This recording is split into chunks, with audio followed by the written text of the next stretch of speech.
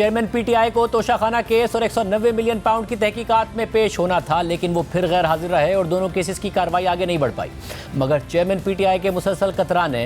और इल्तवा लेने के बावजूद इन दोनों केसेस में उनके गिर्द घेरा तंग हो रहा है, क्योंकि चेयरमैन पीटीआई के खिलाफ 190 मिलियन पाउंड के स्कैंडल में उन्हीं की काबीना का एक इजलास उनके खिलाफ सबसे बड़ी गवाही बनता जा रहा है। उनकी काबीना के अराकीन ही इस इजलास के गैर मामूली हक़ाइक़ से पर्दा उठा रहे हैं। चेयरमैन पीटीआई की काबीना का ये इंतहाई मुतनाज़ इजलास उनकी सरबराही में 3 दिसंबर 2019 को हुआ था, जिसमें मुशीर एहतसाब शहजाद अकबर ने चेयरमैन पीटीआई की इजाज़त से काबीना अराकीन से एक ऐसे मुआहदे पर दस्तखत कराए जो ना सिर्फ एक सील्ड लिफाफे के अंदर था, बल्कि काबीना इजलास के एजेंडे में ही शामिल नहीं था। सिर्फ यही नहीं, कुछ काबीना अराकीन के इसरार और एहतजाज के बावजूद भी शहजाद अकबर ने यह सील्ड लिफाफा नहीं खोला और काबीना अराकीन को अंधेरे में रख कर उनके दस्तखत ले लिए गए। अहम बात यह है कि सील्ड लिफाफे के अंदर एनसीए और हुकूमत पाकिस्तान का प्रॉपर्टी टाइकून के 190 मिलियन पाउंड की पाकिस्तान वापसी से मुताल्लिक मुआहदा था, जिसका मतन और शराइत दिखाए बगैर ही काबीना से मंजूरी ले ली गई। लेकिन अब तक चेयरमैन पीटीआई की काबीना के कई अराकीन इस इजलास की अंदरूनी कहानी सामने ला चुके हैं। पहले शेख रशीद ने वफाकी वजीर होते हुए ये कह दिया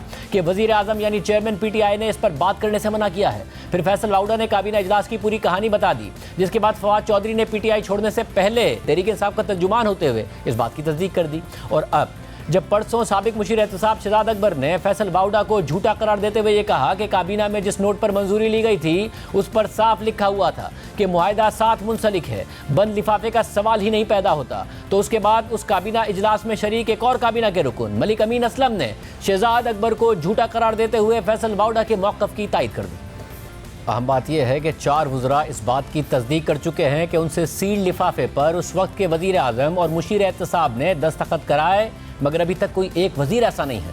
जिसने इस दावे की नफ़ी की हो और चेयरमैन पीटीआई के और शहजाद अकबर के मौक़िफ़ को दुरुस्त कहा हो। हालांकि उस वक्त की काबीना के मुतअद्दिद अराकीन अब भी तहरीक इंसाफ में हैं, कुछ गिरफ्तार नहीं हैं और कुछ रूपोश हैं और मुसलसल सोशल मीडिया पर बयान जारी करते हैं या फिर मीडिया से बात करते हैं, मगर इस मामले पर खामोश हैं। जबकि आज हमने चेयरमैन पीटीआई की काबीना के मुतअद्दिद अराकीन को सवाल भेजे और उनसे पूछा कि क्या वो तस्दीक करते हैं कि 3 दिसंबर 2019 को होने वाले इजलास में उनसे एनसीए और हुकूमत पाकिस्तान की 190 मिलियन पाउंड की डील से मुताल्लिक सीड लिफाफे पर बगैर मुआहदे के मंदरजात दिखाए दस्तखत करने का कहा गया था। क्या आप इस हवाले से मज़ीद तफसीलात शेयर कर सकते हैं? हमने ये सवालात शाह महमूद कुरैशी, असद उमर, परवेज़ खटक, अली जैदी, शिबली फराज, उमर अयूब, शफकत महमूद, हम्माद अजहर, गुलाम सरवर खान, नूरुल हक कादरी, तारिक बशीर चीमा, जुबैदा जलाल, एजाज शाह, फहमीदा मिर्ज़ा, खुसरो बख्तियार, फ़खर इमाम और नदीम अफजल चंद को भेजे।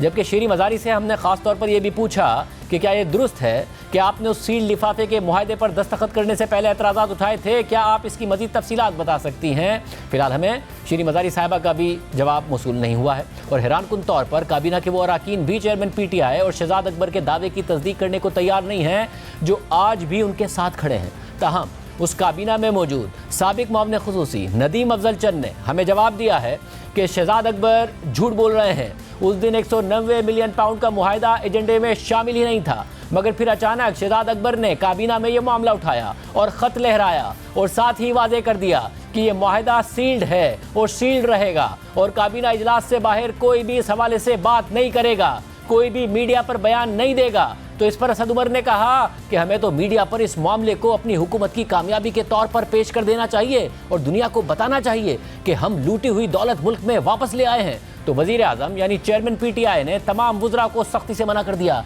कि कोई इस मुआहदे पर बात नहीं करेगा और फिर लिफाफा सील्ड ही रहा और बगैर मंदरजात दिखाए काबीना के दस्तखत ले लिए गए। नदीम अफजल चंद का यह बयान चेयरमैन पीटीआई और शहजाद अकबर के मौक़िफ़ के खिलाफ एक और गवाही है, जबकि शेख रशीद ने तो उसी दिन यानी 3 दिसंबर 2019 को ही कह दिया था कि वज़ीर आज़म ने इस पर बात करने से मना किया है।